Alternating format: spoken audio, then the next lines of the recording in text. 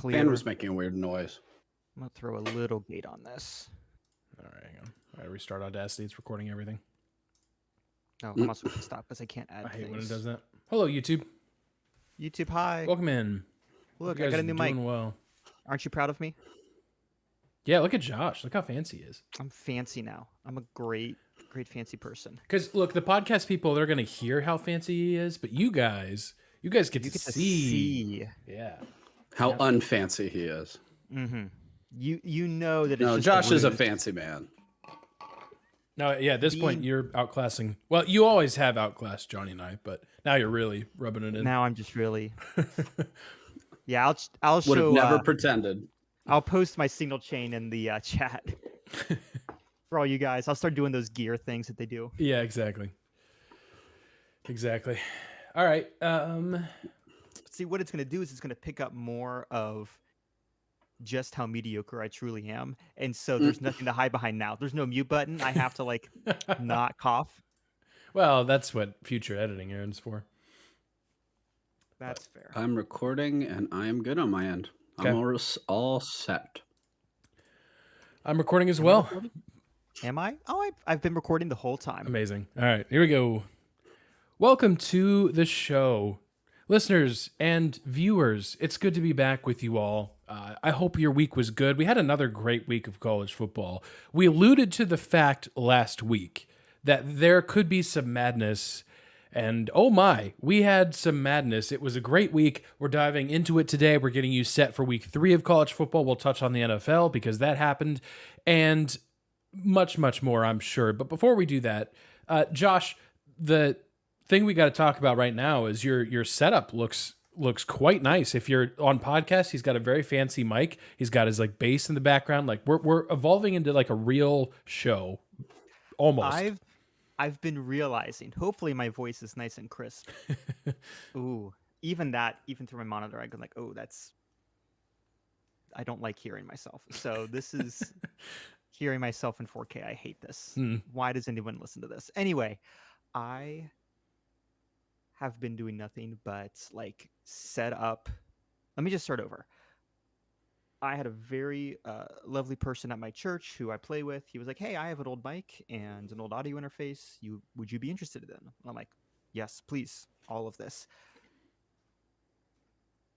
So now I have it. And that was a shorter story than I intended. It's not as funny as I hoped it would be. But now I have a cool mic. And I stole a lot of gear from my church and from my other job. Do not tell them if this gets out. No, I didn't. Well, now, Johnny, the rule is, though, if you steal from church, that's a double sin. It's once for stealing, it's twice for stealing from a church. But I work for them, and I'm going to return it until the stuff I ordered. Can you not steal from your job, Josh?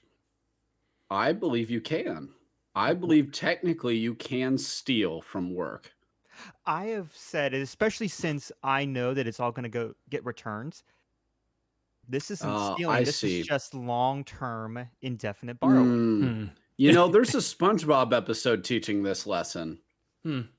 There is. I believe there was a balloon. As I was to say, that the balloon one? Yeah. Yep. And I believe the lesson is that you can't just borrow anything. You'll get caught. Yeah. Eventually you'll get caught. If you'll indulge me for a second, wasn't the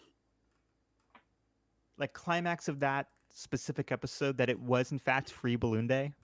Yeah, but they didn't know. The guilt ate them alive. Josh. They turned on each other. The guilt they turned on each other. Real. See, this is no. The guilt was real. The crime wasn't.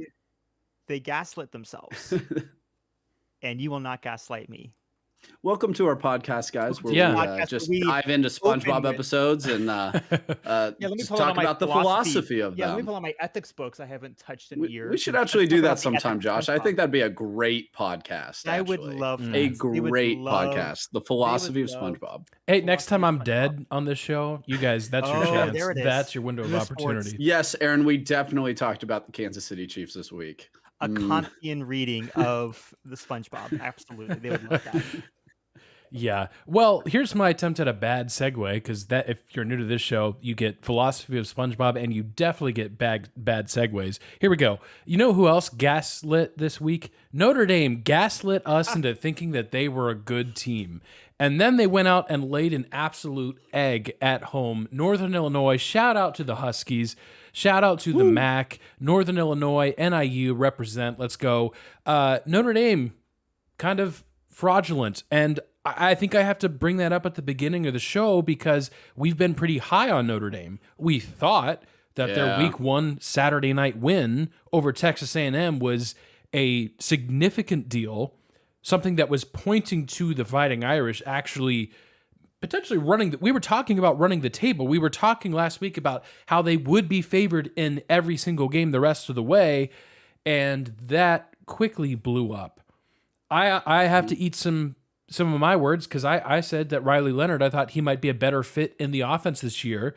And frankly, that was a disaster in all way, shape, and form for the Notre Dame offense. It's bad. They are one of the worst passing teams in the country through 2 weeks. It's terrible. Well, and Aaron, you knew they weren't going to average like 300 yards a game. Well, right. If you'd actually watched Duke and Riley Leonard, and you thought, and part of this is always projection too, of course. Like, I have to eat crow too. I had Notre Dame preseason, number 5 overall seed with 1 loss. Maybe they still go 11-1. Who knows? That would be one of the weirdest scenarios for the committee to have to deal with. Obviously, we don't know what else happens. This will be the worst loss, though. There's really not a scenario where this isn't the worst loss. Aaron, you know the MAC intimately. Northern Illinois is supposed to be middle of the pack, right? Like, kind of, maybe, like 4th, 5th, like around that. Yeah. Like, maybe you're not stunned if they make the MAC title game. Before this, of course, we're talking. Yeah. Nobody's really picking them to win the thing. So it's not even like you lost to the clear-cut group of 5 representative.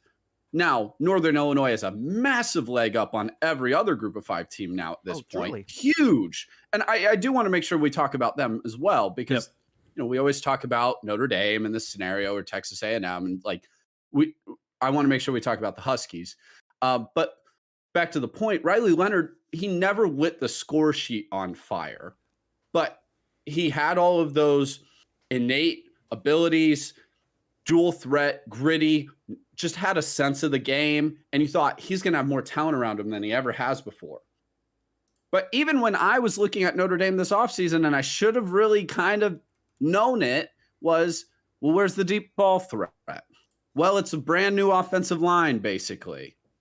Well, who's actually running the ball? And I actually think running back is not a problem at all. But there's no elite piece of that offense, really. Yep. And perhaps we overrated A&M, really way overdone again. And this is really just a reaction to, oh man, they beat A&M. Well, if A&M's just, and I don't think A&M's bad, but if A&M's average, Yeah, if they're mid. well, okay, that was just a nice win by Notre Dame. Yeah. It was not, because I don't think A&M's terrible, and Notre Dame's better than this. But we did it again. We let, and this is the thing. I don't think we allow A&M to trick us into thinking they're good anymore, but we do allow teams beating them early in the season to trick us into thinking that team's good. Yeah. Miami did it last year to us. Oh, Yep. sure. And so it's just like, hey, like, that is a solid, really nice win, especially on week 1. But that might not be as impressive as we think. But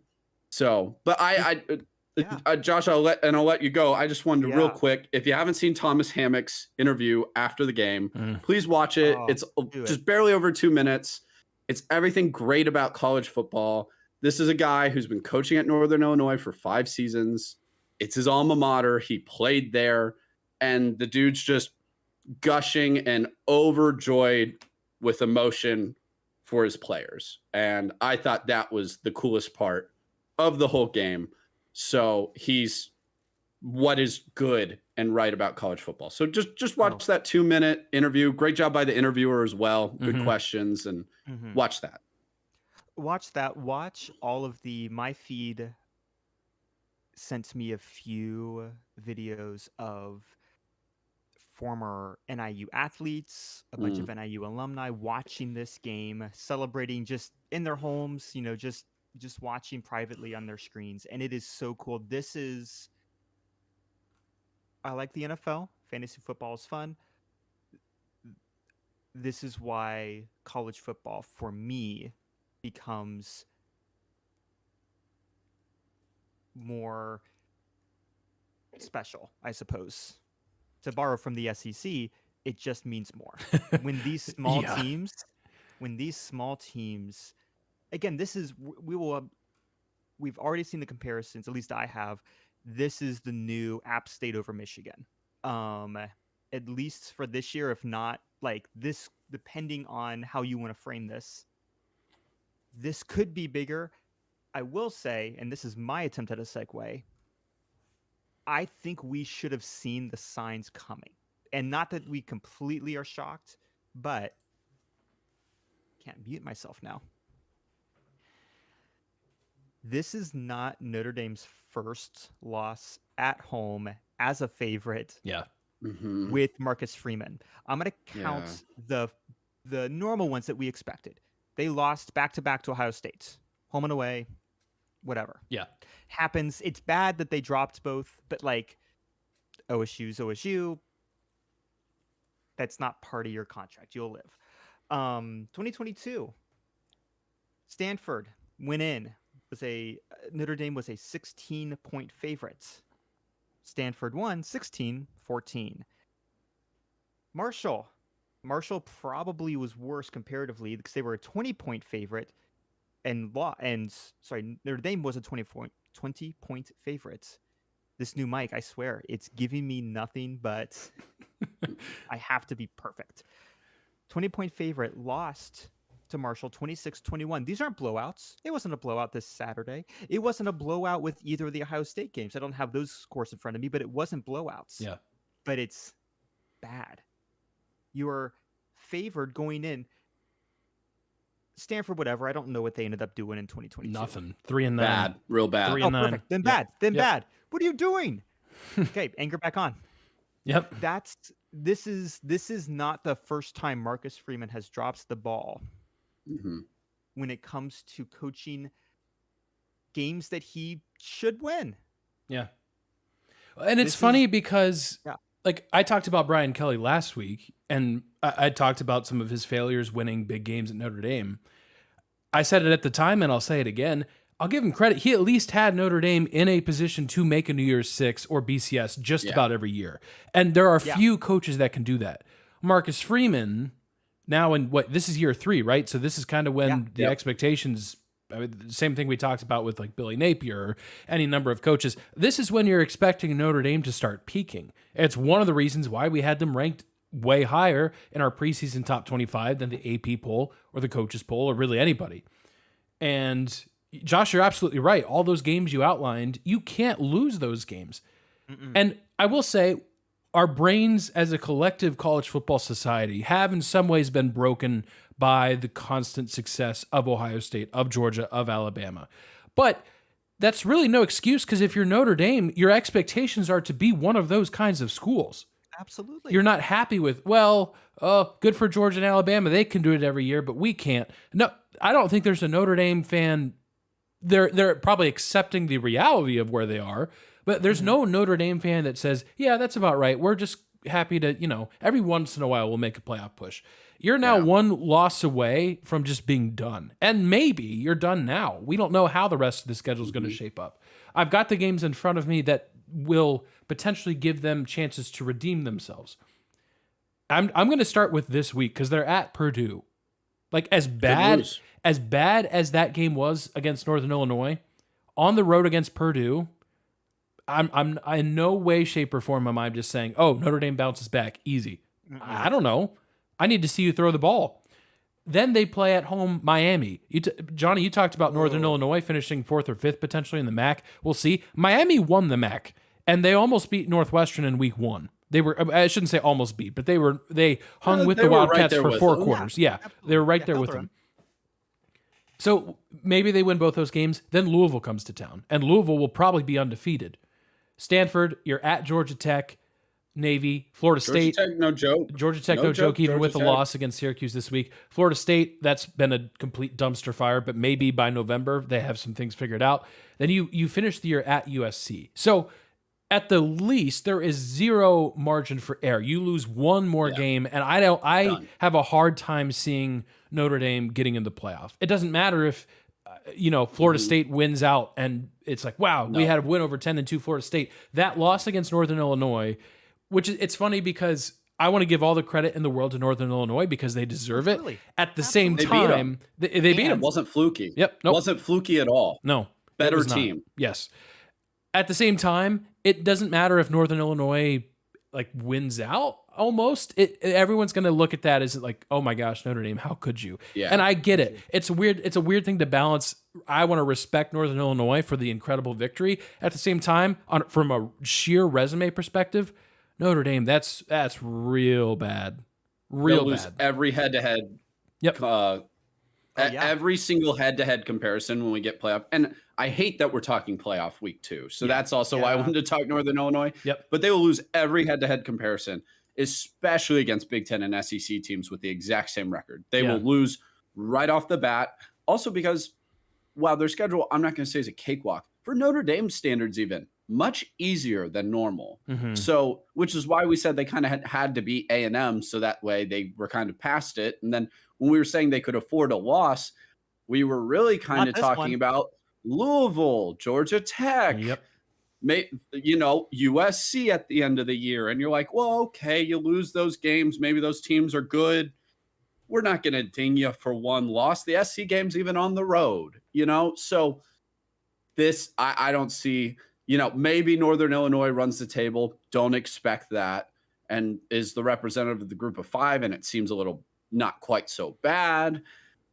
But it would take that. Yeah. It would take nothing short of that for it not to be seen as a really damaging worst loss out of everybody. And it will be the biggest upset of the whole season. There won't be a bigger upset that happens. It just won't. It won't. It's a MAC school going into South Bend and beating what we thought of was a top 5 team. Everyone did. So there won't be a bigger upset, which I'm thrilled about. Like that, it was an incredible upset. This is why we love it. Truly, this is why I don't care about being wrong. Like I'd love to be wrong more often. It is these and see specific these upsets that we deeply, deeply desire to be wrong. Mhm. I will take the chaos option other than Ohio State. I will take the chaos option every week over the chalk. And since we're on this, partially this is just going to be me griping straight to jail myself for falling asleep right after the Tulane game. And then I wake up. I thought I was going to take a quick breather, and then I wake up to a text from Johnny or from Aaron at like 6 p.m. Central going, oh my gosh, can you believe that? I'm like, oh, why?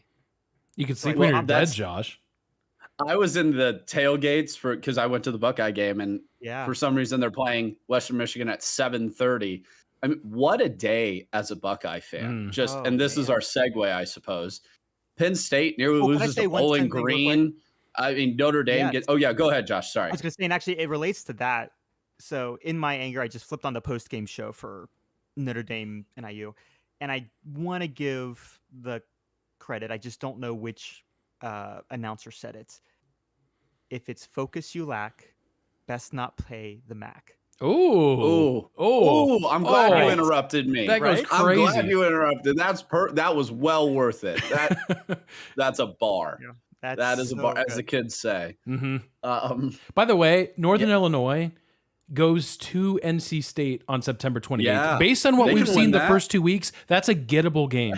Now, They can win that. the downside is North Carolina State's not taking Northern Illinois for granted, but No way. they have another chance. Like if they win that game, then gosh, I know they had. They're gotta not win the even a MAC, 12 seed at that point if they run the table, Aaron. Yeah. Like, I'm sorry. I'm probably not. Get them out of that 12 seed game. Yep. They don't deserve that. If they run the table, they beat NC State and Notre Dame on the road. No way. Yep. I don't care if NC State doesn't even end up being good. Yeah. Because I mean, they played the tough MAC opponents too. They got Toledo, they got Miami, Yep. and I think they're both first half of the season games too. And Bowling if I Green, because they're remember in when I a looked at it. scheduling pod with Bowling Green and Toledo, two of the Yeah. top teams in the Oh. MAC. So It fascinating. is brutal. Yep. They have a tough, for the MAC, very tough schedule. So again, we're not saying it'll happen, but I'm cheering for it to happen at this point. Like I'm all about that. Now, what I am saying is there's a good yeah. chance the 5th and Goal college football tour ends up at Northern Illinois or at a game that they're playing in. So stay tuned to our socials for that, because we already had our eyes on the Huskies. We had them pretty favorably in our preseason MAC standings. So anyways, I'm not promising. Well, I am kind of promising something, but stay tuned to the socials. Yeah. Anyways, Johnny, you were segueing us into Big Ten. I was trying to segue. Hat on a hat. But for some reason, the Buckeyes were playing their MAC school of the week. I was a little at 7:30. But that did mean was I got to witness Notre Dame's fall in the tailgate area around the Horseshoe, which was great. Penn State survived Bowling Green. Oh. And of course, everybody was in one of the best moods I think I've ever walked into the Horseshoe pregame because Michigan got obliterated by Texas. One horns up. That's it. Oh, but Josh, you've earned it. When they're showing the highlights in the stadium, all the horns were up.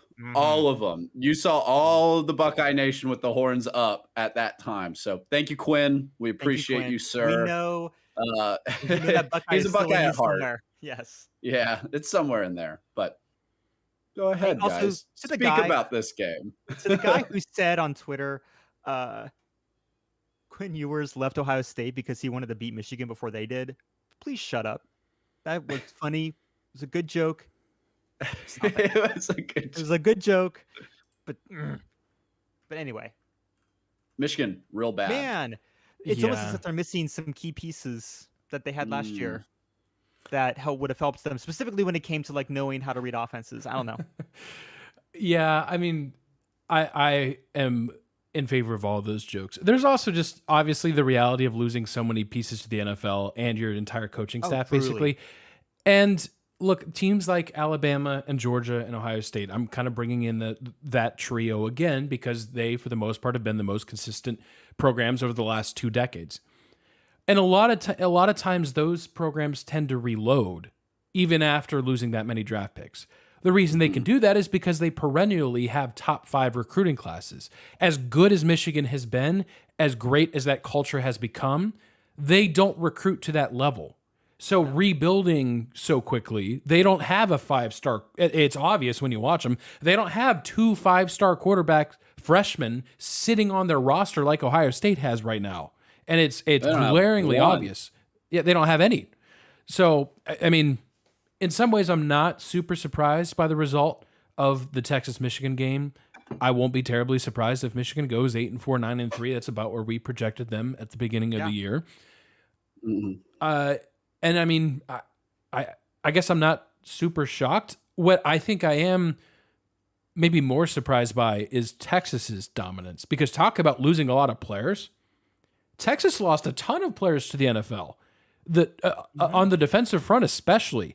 And again, it's 2 games into the year, but little to no drop off, especially at that position where you think if Michigan had a strength, it would be running the ball against 2 defensive tackles that are no longer on the Texas team because they're in the NFL. And that did not play out either. So fascinating there. They don't have a quarterback, Aaron. No, they have no quarterback. Yeah, nope. Like, and everybody made jokes about how little JJ McCarthy was throwing the ball, but when he was called upon, he could make the defense pay enough to lighten the box and prohibit teams from just putting everyone in that box to stop the run. Okay, why wouldn't any team after watching this tape just go, all right, Warren, beat us with your arm. I dare you. Why wouldn't you? Oh, yeah. Because even if he could happen to beat you once, can he actually do it consistently? I don't think so. This game was not as close as the final score. It's 31-12. It was not that close. It was over a quarter and a half through the game. It was done. Yep. It was done immediately. And Aaron, you said like more on the defensive front, you were impressed. Texas's offensive line Oh my gosh. bullied Yep. Michigan. Yep. And that was where I was, we talked about who Texas lost last year. They didn't lose any offensive linemen, and they look like it. And so we were worried, like my one hesitation, because I think we all had Texas in our playoff and doing well in the playoff, and they're in my projected title game. And I almost went back on it because of the running back injuries, and they lost most of their offensive weapons to the draft. Yep. And they don't look like they have a guy, if you will, out wide. They got a bunch of them. Mm-hmm. So there's a bunch of different guys that can get space that are different type of wide receivers. You don't have an Xavier Worthy. You don't have Sanders at tight end. But you have more guys that can make a play and catch now. So and now Quinn is going to be clean, have all the time in the world, and Blue is a capable back, especially behind that offensive line that gets push. That when they didn't have Graham and Grant in the game, Michigan got bullied, and those defensive tackles can't play every snap. So I'm intrigued. Michigan just in a few weeks from now, I believe, is playing USC. 2 weeks. Yep. I would have definitely given that one to to Michigan before the season started. I know it's like USC hasn't played. Well, they beat LSU. Like, I'm not 100% bought in that USC's defense is 100% fixed. It's way better than it used to be, though. And can Michigan just even score enough to have a chance to win? Yeah. Because that's part of this at this point. I still don't think the defense is ultimately the problem. But can the offense score enough for them to have a chance to win? Like, I don't know right now. And honestly, like, it's not all on Warren, but No. I don't know what's prohibiting them from putting Alex Orji in there, because he at least can use his legs. It changes the amount of plays that you can call, at least. I know he's kind of a strikeout or home run type of quarterback, but right now you can't even hit singles. So if I'm a Michigan fan, I'm questioning why, like, how rough is Alex Orji in practice that he can't start the game? Because Texas might be the best team they play all year. So there's not like oh my gosh, they're going 6-6. I wouldn't expect more than 8-4 right now. And Michigan will get better throughout the year. I fully believe that. But I don't know, man. You don't have weapons and wide receivers to help these young quarterbacks either. Yeah. So I don't know what to do. Your offensive line is fine. It's not the best. And that's what they've had. They've had Joe Moore award like multiple years in a row, and that's gone. And the offensive line's just okay. It's good. It's a good offensive line, but that's not good enough for them. They need what Texas did to them for them to be able to win, and they can't be playing from behind, and they were behind immediately behind in this game. That won't work for them. Josh, have we ever fully pronounced Texas back, which is something we take very seriously? And for a while, we told you constantly that they were not back. I figured, did we have this argument on the podcast? I would like to say I was on the side of the argument that they made the semifinal last year, a play from the title game, they're back. Yeah. But Josh disagreed with me. I disagreed because I want at least 2 years. Anybody can have a breakout season. Any team can have like a Florida State. Year. Exactly. There can be flashes in the pan. And I think Texas definitely has more tools and more depth than these other flashes in the pans. In my mind, I want to be the opposite of arbitrary and capricious on this. Very anti-podcast. So very anti-funny. I'm going to wait I'm going to wait 1 more year. I will declare them back or not back, depending on how this season finishes out. I don't consult TexasBackYet.com as much as I used to. Mm-hmm. They're back. They're back, Josh. Yeah, they the are. Website said they're back. The website they're said back. They're back. Yep. They're back. You guys are going to put them into the ground. Both Archie and Quinn are going to go, you know what? We want to go play for NIU. Sorry, Florida International. I hope so. I want them to go. We want to go play for for Pit Bowl right now, True. and they're gonna go 4-8. Speaking of 4-8, that's They'll my still chance to jump in lose. on a segue. That's a great segue. How about How about them and Buffaloes? honestly, you know what? I'll be honest with you guys.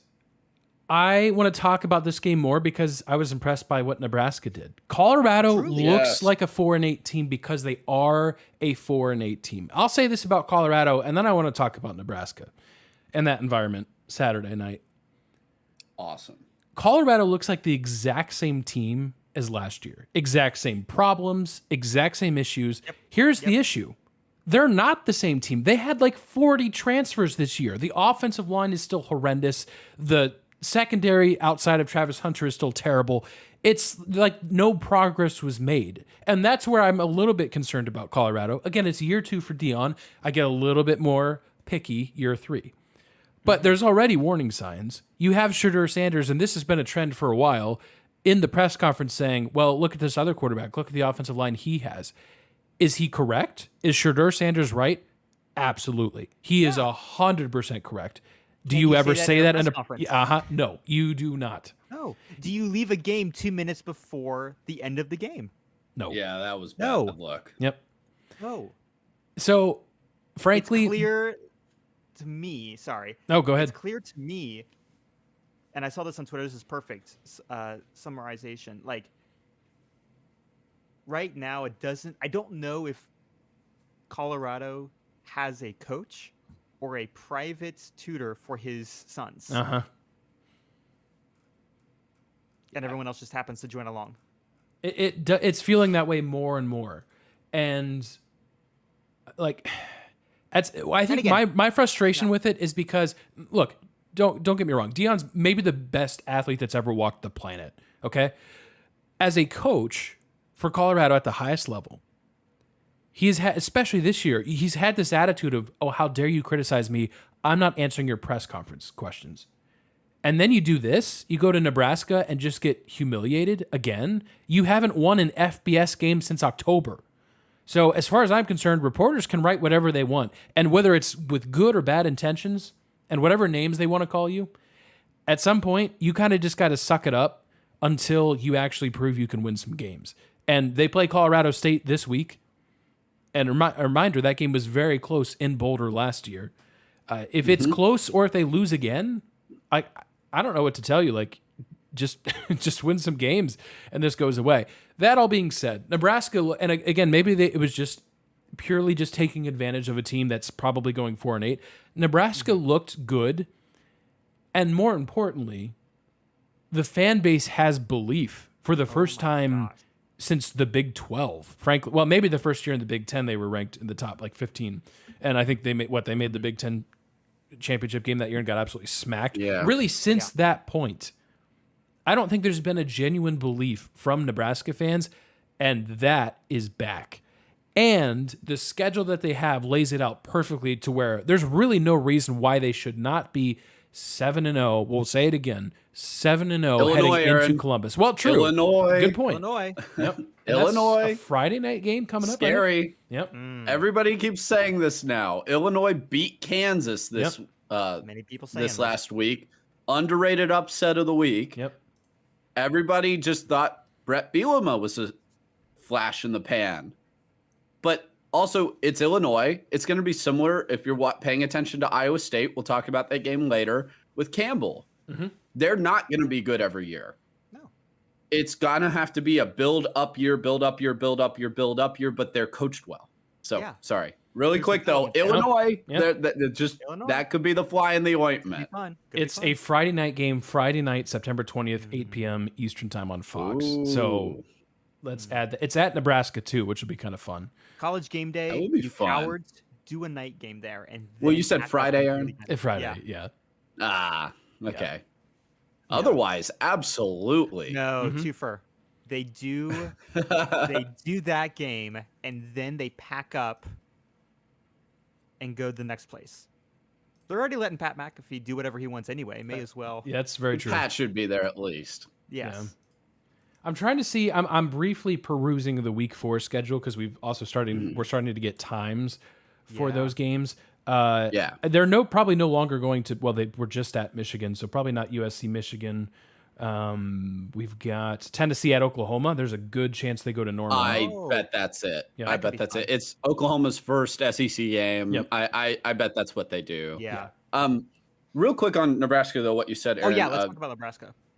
That defense was great last year. And we did say that. Mhm. Like, they were awesome. They were actually awesome in this game Yeah. last year. I believe they sacked Shador 8 times. Correct. I think they got him 7 times this week. They just couldn't hold on to the ball on offense. And I think that's why we're all bullish on Nebraska this year. We're like, if Raiola literally just doesn't shoot his team in the foot constantly, they probably are an 8-win team. Mm-hmm. Like, and he was, to be clear, he's a true freshman. He wasn't the quarterback last year. And being a true freshman, you don't know. Despite him being 5-star, super talented, that's a big thing for him to step into. But we were like, he doesn't even have to be great. Just be okay. Take care of the football, and you're probably an 8-win team this year. And that's a huge positive step for Nebraska. But Aaron, you just laid it out. And this is going to, with that crowd, that environment, that type of game, I don't care if Colorado's actually not that good. That is a total momentum game for Nebraska to use as that extra boost down this stretch towards that game in Columbus. So Matt Rule's not going to poo-poo what that Colorado team was at all. Yeah. And Raiola is a like, he's a good quarterback. Not great, not special even right now, but he's good. And that's great for that team because the defense will win them most games. And he just has to do enough. They didn't even score in the second half. Yeah, didn't need to. They didn't need to. But he didn't screw it up either. Yep. He didn't put the game in harm's way. He played well enough. That defense is awesome, which we're not surprised about with Matt Rule. I mean, he flipped it around instantly. Year 1. Yep. So this is even a quicker turnaround than what he did at Baylor, what he did at Temple, and honestly, what he did at the Carolina Panthers at this point right now. Doesn't look so bad. If you're a Panthers fan, probably you're like, wait, he actually was a good coach. This franchise is a dumpster fire. He Yep. might have actually been doing as well as he possibly could have. Yeah. Given the circumstances. So I'm thrilled they're back. Oh, yeah. Well, maybe it's a little too soon to say back. They're back to relevance at least. Mm-hmm. And I'm thrilled they're back to relevance. And that environment looked insane. So I'm glad Nebraska's going to Columbus this year. Yeah. And not vice versa. Oh, my roommate and I were watching. He's a Georgia guy, which is fine. He's normal about it, so we appreciate him. And we both were watching the start of the Colorado game, the Nebraska game, and he went, "Oh my gosh, that stadium's insane!" And I'm like, "Guy, it's easy, especially since like it's not really happens in our conscious lifetime. Like, I would consider them still a blue blood.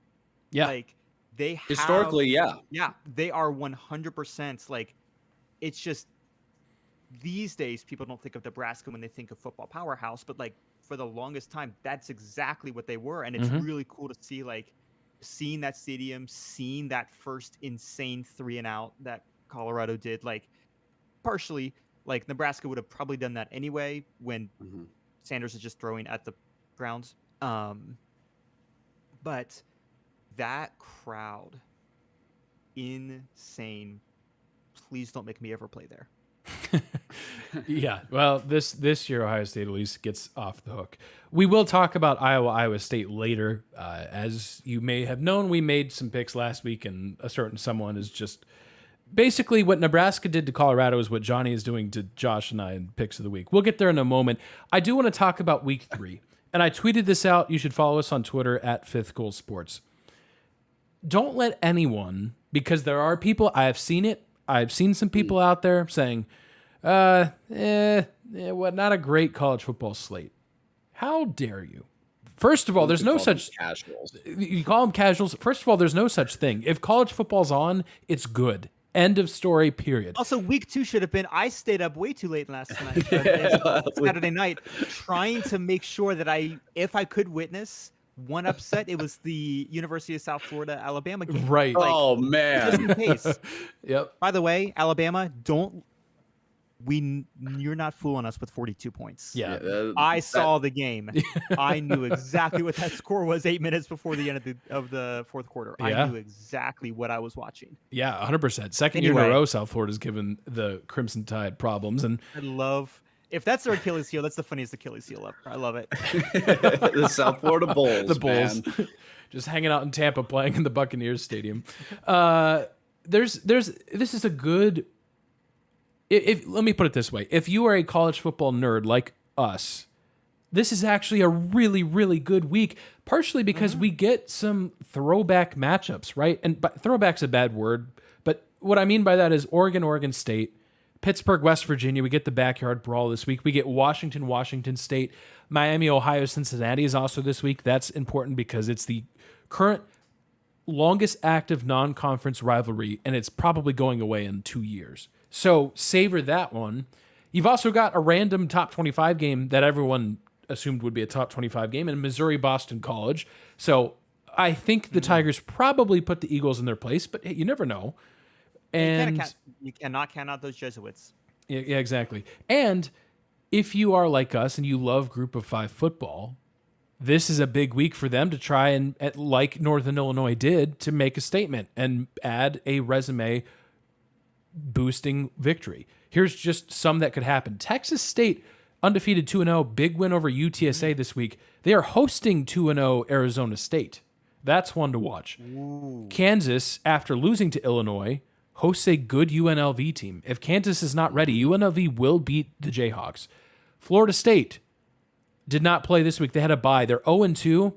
They could be 0-3 because Memphis comes to town. They've been our top-ranked Group of Five team in the 5th and goal poll. And then Mississippi State, Toledo. We've talked about that a little bit in our coverage of the Rockets. Those are all potential opportunities for the Group of Five. And hey, maybe there's a victory there somewhere that's we're not even covering in those 4 games. So I think just initially, there's a lot of really intriguing rivalries. Oregon has not really looked all that great the way we thought they were going to. Terrible. So maybe Oregon State can get them. Washington State, I think, can certainly get Washington. It's Just entirely killed Texas possible. Tech. Yeah. They Just killed Texas destroyed Tech. them. Yep. So, do we have a bunch of top 25 matchups? No. Do we have a bunch of, this game's going to redefine the college football playoff this year? We don't, and thank goodness for that sometimes. You know, sometimes it's good to just watch Pittsburgh beat up West Virginia or vice versa. Beat each other up, ideally, because it's the backyard brawl. That's what you want from that game. Does that game have college football playoff relevance? Probably none at all. Good. It doesn't need to. I don't need to see this commercial of, here's how the 12-team playoff works. I don't care. Just give me backyard brawl. Let me pretend for 3 hours that I'm in the Big East. That's what I want. And that's what this week is providing. And one game that we'll talk about in a little bit could be the game of the week. Friday night, Kansas State, after escaping against, by the way, Tulane plays Oklahoma. That's one I missed. Tulane got kind of robbed against Kansas they got State. robbed. They got robbed. That angry wave, man. That angry wave. And Oklahoma nearly lost to the same Houston team that got bullied by UNLV. Yep. Now remember, kids, the transitive property does not apply unless we need it to. Oh, so true. It does not regularly apply. Don't go placing bets or making picks based on, this team struggled with this team, so they're going to struggle this week too. These are 18, 19, 20-year-olds. They wildly fluctuate. That is not how the sport works. Sometimes they almost throw the game for their team 30 seconds away from just victory formation. Yeah. It's not how that works. So I think Aaron's right. Tulane, that's super interesting playing them in Norman, but don't just if you think Tulane gives them a good game, just think Tulane's good enough to give them a good game. Don't just score watch and be like, Tulane. Like, no. Yeah. No, like, that's how that works. Yeah, they actually really got robbed. That was a bogus offensive pass interference, negated what would have been a game-tying touchdown. So we're still salty, but that's okay. Tulane, you got it this week. Yes. All right, we mentioned it. Johnny's running up the score here as we get ever closer to the finish line of season 2. The scoreboard reads Johnny with 13 points, Josh and I at 7. He extended his lead by picking Iowa State. They did win the Cyhawk rivalry game at the buzzer. Game-winning field goal, big second-half comeback. The Iowa offense at times looked like, okay, you're making some progress, and then the second half was a reminder that, oh yeah, that game in which they scored 40 points, it was 6-0 at halftime. So perhaps the first half score against Eastern Illinois may have been a more accurate representation of that. Anyways, doesn't matter. Good win for Iowa State in a wide open Big 12. If week 2 taught us anything, it's maybe that the Big 12 is not quite as good as we thought, but certainly it taught us that the Big 12 is so wide open, and Iowa State is right there. They're going to be in our top. Well, they were in our top 25 this week. They will continue to be. So, Johnny, well done with that pick. This week, we are picking a Big 12 non-conference conference game because Kansas State and Arizona had a previously existing matchup before they became conference mates, and they're still playing it, and they're in the same conference, and they're potentially 2 of the top teams in the conference. And this, ladies and gentlemen, is a non-conference game on a Friday night. This is about as sickos as it gets in terms of just how this matchup is formulating. Could be a fantastic game. I'm going to say Arizona. Oh, it's guaranteed. Aaron, it's guaranteed to be a fantastic game because of how sickos it is. I'm going to say Arizona wins this. They've got a really nice quarterback wide receiver duo. And unusually, Kansas State had a lot of blown assignments in that game against Tulane. So I don't expect that to fully show up, but Arizona can make them pay through the air. And Tulane, I was very nicely surprised by how effective the Green Wave passing attack was at home. So I'm going to roll with Arizona. McMillan, wide receiver, I think he had like 300 yards in week 1, something stupid. So Arizona can score. Whether they can defend, that's yet to be seen. We'll find out. But I'm going with Arizona, even though Avery Johnson, quarterback at Kansas State, is the real deal. Oh gosh, I don't know. This is You want me to go first, Josh? No, because I know what you're picking, and I'm not trying to pick just to split the difference. Because it's clear I still have some time to find my mojo on this. You do?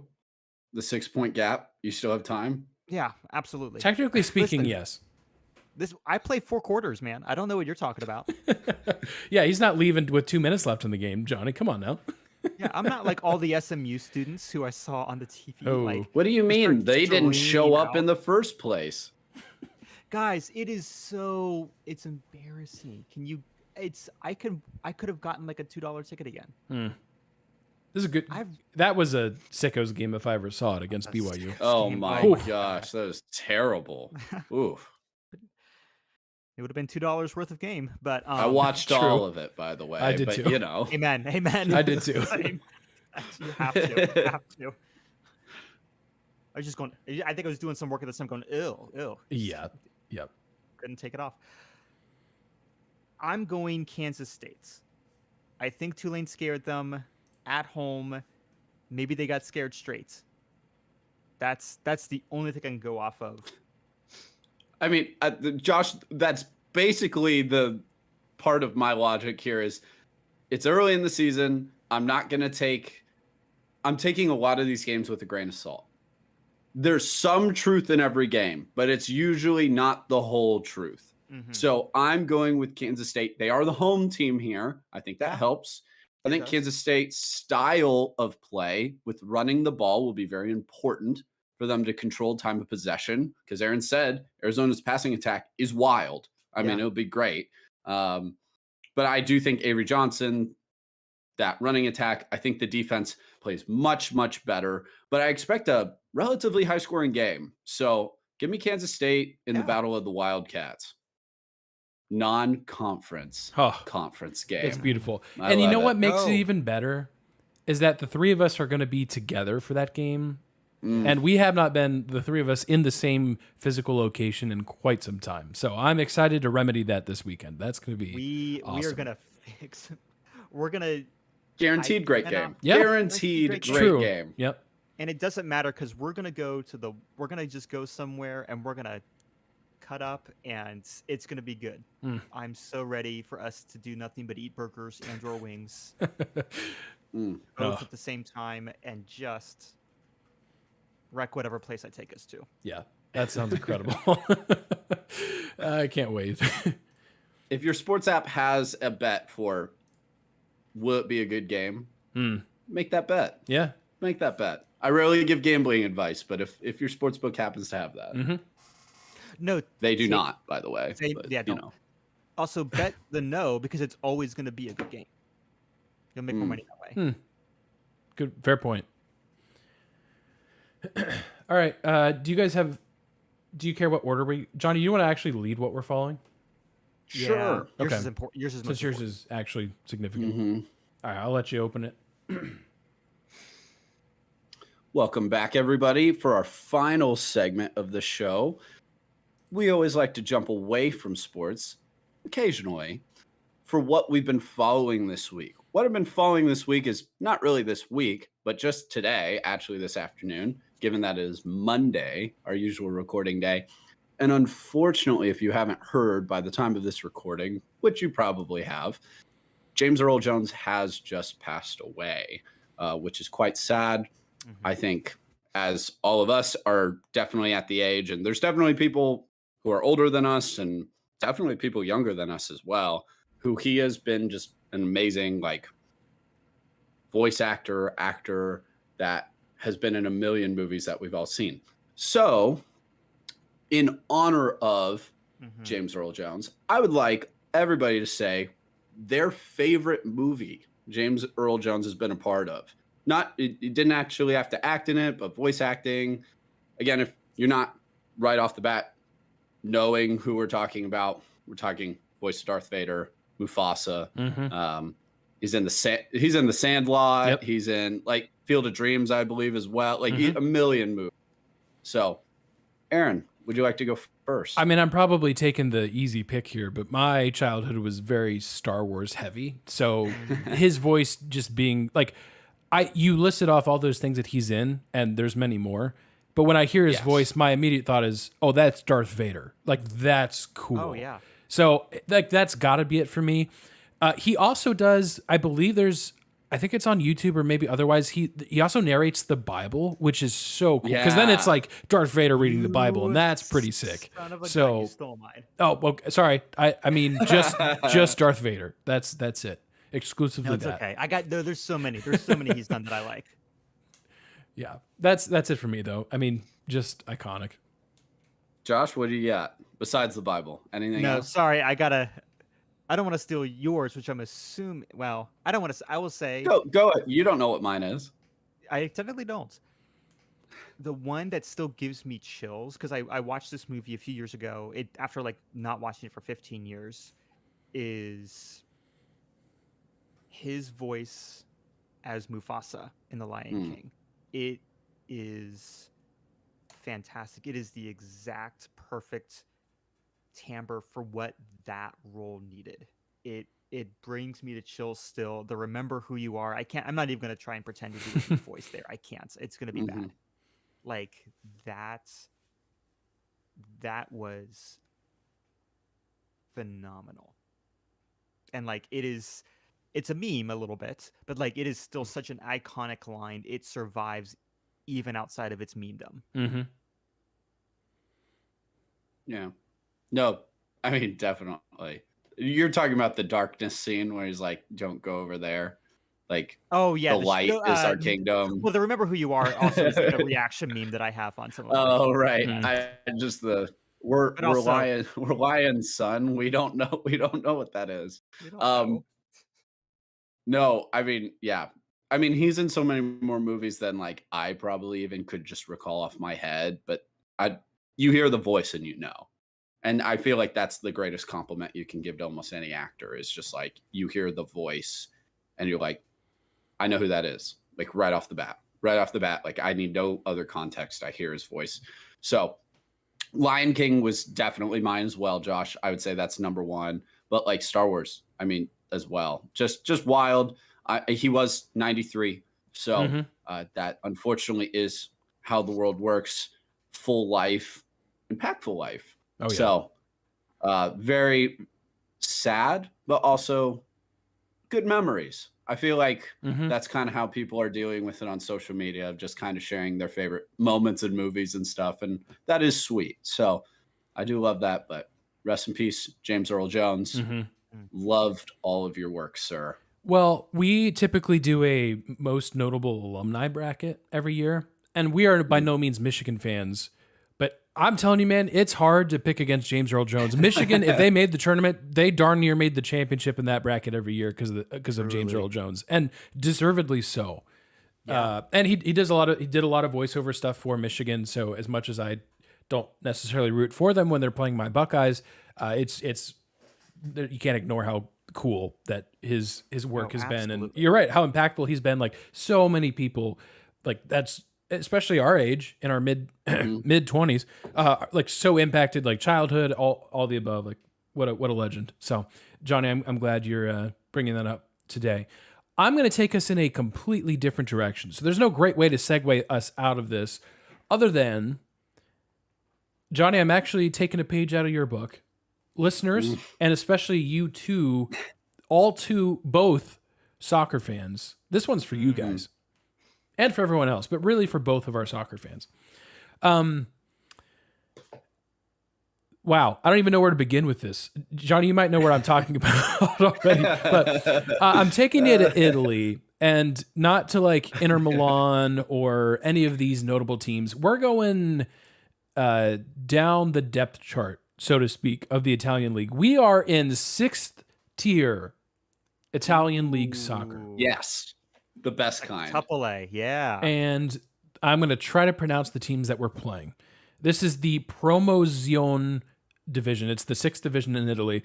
Pontasiev and Sabbiano are playing in this game. It's 0-0, and Pontasiev has a breakaway, near breakaway. The defender right there, but they're sprinting towards the goal. Sabbiano's coach, Alessio Giudotti, steps all the way out onto the pitch, basically trips the guy and prevents him from continuing the breakaway. It is the most obvious red card in soccer history. I can say that without having researched any other red cards. It's the most obvious red card in soccer, or maybe sports history, including other sports that utilize the yellow red card system. Just absolutely insane play. It's unbelievable. And he like raises his arms when he's done and walks back to the bench. And of course he gets mobbed by the other team, who's clearly very upset. The crazy thing in all this, you're probably thinking, well, okay, this team that was on the breakaway, Pontasiev, they got the PK. Surely they buried it. And then they made the coach look bad. He'll probably be suspended for a while. Now, that latter part may be true.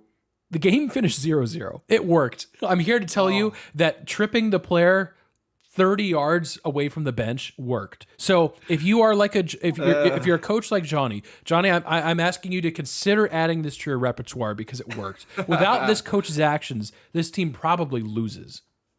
So, you know, that's I don't think you'd be there's a banned from situation- coaching forever, but it would work for that game. There's not a situation where I could possibly, like, you're thinking, Johnny, you doing this couldn't look worse than this guy. Oh yeah, I coach middle school aged girls. Me running out there and tripping a player as they have a breakaway would look way worse. I promise you. That wouldn't be great. Way worse.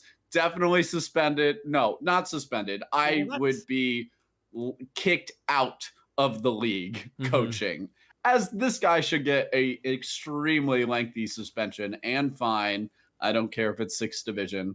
I am disappointed that the Italian divisions don't keep using the alphabet as they go down the division system. Kind of boring.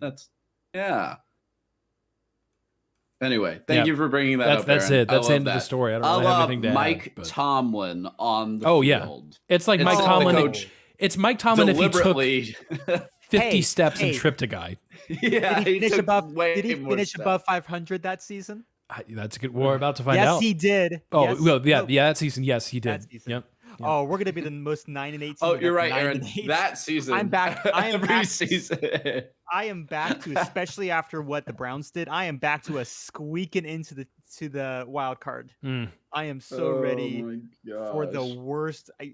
I hope you guys are ready to learn 9-8 because it is going to be the worst 9-8. I you've don't, ever Josh. seen in We your life. all agreed immediately before it started they will be 9-8. We just don't know, is 9-8 good enough to be in the playoffs or not. If 9-8 is good enough to be in the playoffs, Steelers are in. If it's not, they're There out. is. But they'll be 9-8. No, there's going to be. They will be 9-8. They will be 9-8. We should have made that bet before the season started. I would like to guess the exact record. The odds probably would have been in the minus, though. It wouldn't have really done anything for you. Yeah, it's not going to make us money. It wouldn't have really done anything for you. We wait to win a quarter. Yeah. Yeah. Going 8-9 is like plus 20,000. yeah. By the way, unrelated, but Christian McCaffrey, they found out he's out tonight versus the New York Jets, Yeah. which is quite the revelation. I'm playing McCaffrey in both of my fantasy leagues, so that's good news for me. But that's it. Bad news for the 49ers and bad news for people that like watching football. But anyways. Plus 20,000. That's a great segue into Caitlin Clark, who I'm following. Two things. One, I'm going to start with her as a player. And this might be just a thing that I kind of bring back up. I don't think I'm going to have a segment for it. It feels weird to have a segment just on one person. But, and you know what? Who knows? We might put this into Maine at some point. Not today. Today, meaning the day that you listen to this podcast. Time has existed in a way to where when you listen to this podcast, I think as of the most recent Fever Wings game, Caitlin Clark has tied the WNBA record for most career games with 25 points and 10 assists. Wow. Career. But Josh, I have a question for you. Please hit me with Is this question, she Johnny. the rookie of the year? Oh my gosh. This is the question. Because apparently, hold on, I'm going to make sure I'm not clipping. I don't want to clip. I am clipping. So sorry. Wait. Apparently, there it is. There it is. Sorry for clipping, Aaron. Nobody else in the WNBA believes that she's rookie of the year material. Oh And my not gosh. nobody, just the people who are hosting the podcasts and ESPN and the WNBA. And back to stats real quick. Her record with the Fever before the All-Star break, which by the way, she wasn't invited to. She said, "Oh, I'm going to be..." I will talk about that in a sec. I need to keep myself calm and focused before I rant. I've learned from Johnny. Man, Josh is ranting more than me today. I know. What a day. I'm having fun. A new mic, new anchor has apparently been unlocked, ready to go. I got a mic. I got a set now. Before the All-Star break, the record she had with the Fever was 11-15. She was averaging about 17 points a game, averaged like 8 assists, 40% from the field goal, 32% from 3-point, which is still great. It's fine. After the All-Star break, she had a chance to get to rest, to reset, to actually get coached a little bit. If I remember correctly, she pretty much went straight into the WNBA. There's very little break, if at all, in between college and professionals. She's now 7-1 with the Fever, 24 points a game, 9 assists, 47% field goal percentage, and up to almost 39% from the three. She is a beast. However, and we'll get to this in a second, ESPN, WNBA keep putting up these dumb stat lines that compare her to Angel Reese. Now, real quick, Angel Reese did have a season-ending injury. She's going to be out. No snark towards her. I'm not going to give crap towards that. I'm not going to feed that drama machine right now. Except that, for some reason, the messaging that has come across from some people, not everybody, from some people, is that Angel Reese has deserved a spot at the table, a seat at the table for Rookie of the Year. You know what the only thing she had over Caitlin Clark was? Rebounds. She had like double or triple the rebounds that Caitlin Clark sure. has. And if you're just reading, again, if you're just a box score guy, you're going, oh, that's fine. If you watch Angel Reese play, it's her own shots she's rebounding. It is some of the, a lot of she time makes it these, is. She makes these stupid deep twos that don't even work. It's like again, she's gonna get better. She's still a good player. Like I'm not. She's Again, I a don't wanna good player. She's a good definitely player. a good player. She's Yep. fine. She was great with LSU. Like there was a great, like there's no, but also she's not rookie of the year. We have Caitlin Clark here, who is, she could be in the MVP category. Yeah, Yeah, if not for rookie of the Asia year. Wilson just dropping like 40 a night. Yeah. Exactly. Right. Exactly. Like, And there's she's- probably yeah, some other not gonna players get there, but oh, yeah, of course. sure, Yeah, I was gonna sure. say she is not by and large the best player ever in the WNBA currently, but like and she's only going to get better. She's only going to get rest and more coaching and more developments. Like this is her like still figuring things out. But the frustration has been, and this is more of the PR side of things from a WNBA perspective, they have not embraced her in the way that I think the NBA would have if she would have popped in. Yep. Absolutely. The first year, so like for reference, what's the stereotype of Caitlin Clark? If you're just pulling a rando off the street, if I'm Billy Eichner and I'm going, sir, for $1, can you name what Caitlin Clark does? Threes. She was not part of the 3-point contest at the All-Star game. Do you know who was in the dunk contest his rookie year? Michael Jordan. They pushed. Who would have played alongside or against him? Was that Larry Bird? Was that era? Yeah, I mean they had a Thinking little like bit of overlap, Drexler yeah. and Oh yeah, but anyway, the NBA pushed Jordan as soon as he got into the league. They recognized the capital they had with him, and it was on. He was everywhere, like in all of those. I mean, when it comes to Caitlin Clark, it feels like the WNBA is almost frustrated or angry that she's doing well.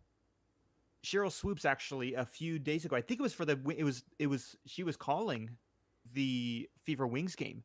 She had to be removed from the broadcast due to her comments. Multiple articles have been saying this. Charles Barkley took a shot at her. Like she has been historically, because she's one of the main hosts on the official WNBA podcast. It's not that she has her own thing. She is, again, one of the best players to come out of the WNBA. But I think we've talked about this before. She was she was giving some snark to Caitlin back when she was in college, saying, "Oh, with the COVID year, she didn't do as much, and she's scoring when we didn't have a 3." Yes, please, can you recognize that at least she's good? There have been multiple times, and I wish I had more of the videos saved. I thought I did, and I don't. There are multiple times where like they will talk about that on the WNBA broadcast, like, oh, here's the star of the game, and it's clearly Caitlin Clark because she outscored everybody. And Cheryl Swoops will sit and let the other 2 or 3 commentators kind of give their piece, and then they'll pull it over to her because her job as a reporter, as a personality, is to sit and talk about that. And she'll look down, kind of shake her head, not like be mean, but she won't say a thing. And there is such a frustration that I've been sensing. Not necessarily from Caitlin, because she's been pretty. She hasn't said a thing. Yeah, she's been great. That basically hasn't said a thing the whole time. Yeah, but it is this, and then also the league, as a whole, seems to be frustrating against her. Caitlin Clark has 17% of all technical fouls. Yeah. Oh, sorry. No, Like, she has 70% against of all, her flagrant. 17% of the WNBA's flagrants are against her. Have been against her this season. It's insane stat. Yeah, and I believe insane. it's specifically when they're playing the Sky. It's like 50%. And who's on the Sky, Josh? And who is on the Sky, indeed. If you don't know, it's Angel Reese. So the idea, and again, I need that stat line, but I believe it's like 40 or 50% of those flagrants have come from Chicago. Like the stuff you saw this past weekend actually would have been the end of August, like almost 2 weeks ago at this point. Like they're just running into her. Caitlin's like taking herself off the bench, her coaches pulling her off. They're trying to get a reaction out of her, and it sometimes starts to be working. And she's pulling herself out, or she's getting pulled out and just letting herself calm down. Like it is nasty out there. Yeah, you got to earn your stripes. I get some of that, except for the fact Pistons that had the Jordan rules. Like there's some of that. Like that. It's not like that's never been the case in the NBA. Josh, I love that comparison that you made right off the beginning, though. Yeah. Like we don't have to go to Jordan. No. John Morant popping off when he did. Totally embraced. Yep. Anthony Edwards this last year, really specifically, and not just PR, not just commercials, the league, as in the players, just Truly. Oh, he's an incredible talent. I can't wait to see what happens in the next few years as he keeps getting better. Isn't that basically the gist that you get from almost every player? Absolutely. Yeah, there's always some snark and drama in the NBA, but the vast majority usually is we're a brotherhood. We're all doing this, trying to get the bag, trying to win, and we're playing basketball. We love this. And then the WNBA has just been, I thought the NBA was toxic. This year of the WNBA has been another level. It's wild. It's like they're like thankful that they have the money, but they're like, I didn't want it this way.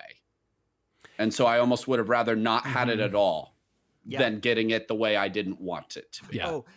And I think there's Colin Howard said this, and I hate that I'm going, man, he made a great point. I don't know why. I'm so frustrated at his stupid technique for March Madness that ruins my bracket. But it's like 10 years ago and I'm still upset. He said, like, it feels like,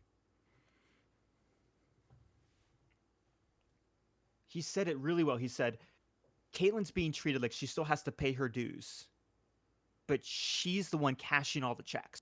Mm-hmm. People are watching because of her.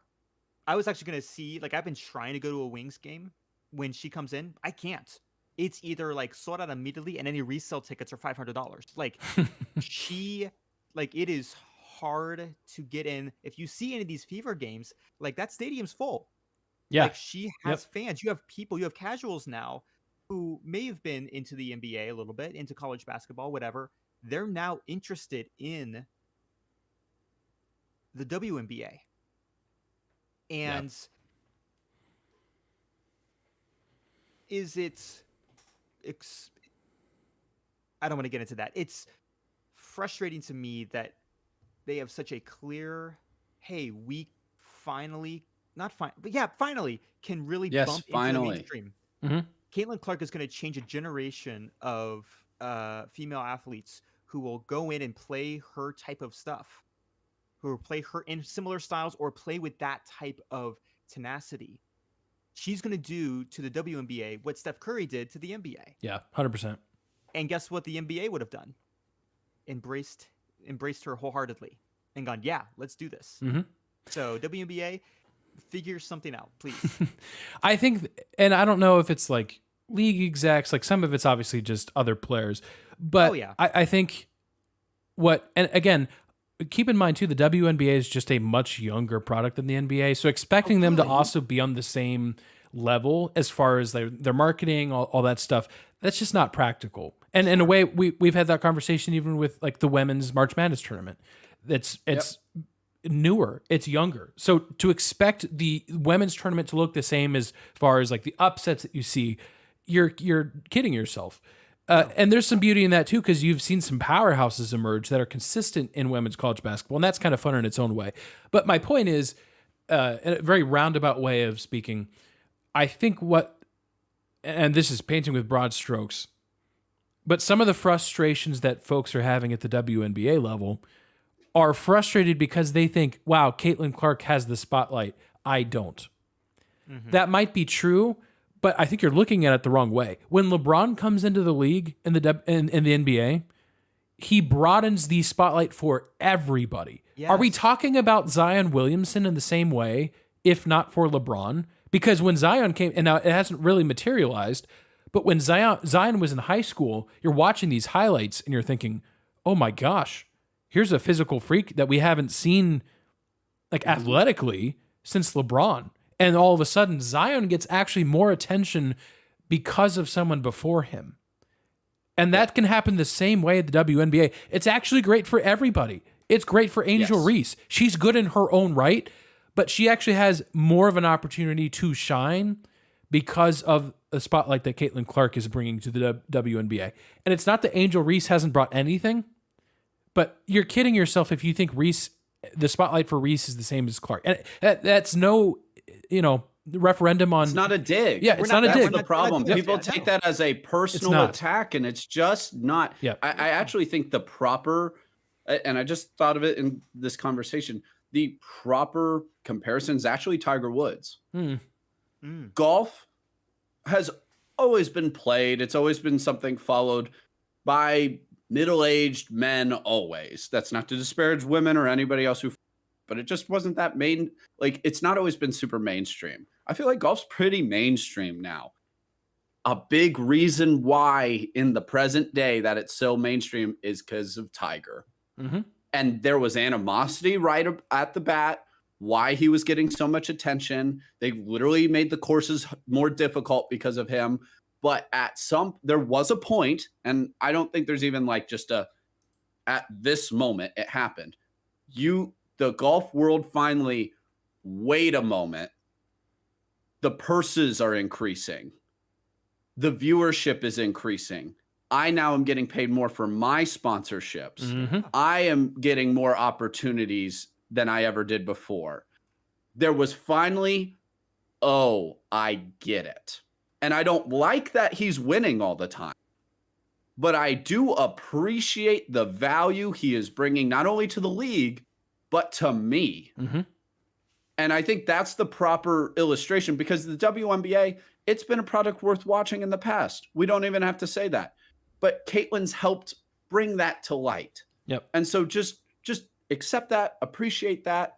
And we're not saying go, you even have to like her, but appreciate what is being done here and don't be antagonistic towards her. What you said, Aaron, we're not expecting WNBA to be the marketing machine that NBA is, but don't be antagonistic towards her, because that's how it's felt. And that's why I think a lot of people are like, what is going on here? Like, you're not being neutral. You're being like a barrier right now. And that doesn't make any sense. No. Like, we're not even talking embracing sometimes. We're like, just let her be. Chill, even at times. Like, she'll kind of market herself at some rate. Allow it. And then also utilize it for expanding the league, utilizing it to get more money in your collective in your bargaining agreement and television deal, which they did. They already did. So Josh, good topic. Good topic. Thank you. Hey, I'm going to leave this with a quote from the late, great JFK. A rising tide lifts all boats. Yeah, it's true. It's true. Well, I've been just a quote machine today. I mean, I love it. Well, yeah, the quotes are just flowing into that new mic. It's beautiful. Is that the call to action? Go watch a boat rise with the tide. Ooh. Go watch like a catamaran race. Go back and watch the Olympic catamaran races if you haven't yet. Yeah, that's a good way to end. Well, that's it for us. It's not it for us this week because Johnny and I are going to Dallas, and I'm pretty pumped about that. So I don't know exactly what that looks like. It probably looks like us just eating a lot of food and talking to each other and ignoring you all. But there may be a chance that we at least throw something out on social media. So we do encourage you to follow us either for this weekend or regardless. We've got lots of stuff. We've got college football content. The 5th and Goal poll will make its appearance in week 3, the all-important 5th and Goal poll, as well as a lot of other stuff. Hockey is actually not that far away. We're less than a month away from that. We've got some hockey stuff that we're going to be covering here soon. So if that's your thing, then I encourage you to check out our social media. Just search 5th and Goal, your favorite platform. We're probably there. Also, real quick, if you're in the Dallas area, since we're talking about this, Mavs just signed a deal with a local station. Ooh. All locals can watch games for free now. Yes. Wonderful. Good job, Dallas. Good job. Let's go. All right. Well, that's that's probably the best thing to end on. Listeners, I hope you have a great week. Enjoy the football. Enjoy the NFL, which I know we didn't talk about. The Lions are going undefeated, winning the Super Bowl. No, I'm kidding. But I hope it's all been good. Enjoy your week. We'll see you next time.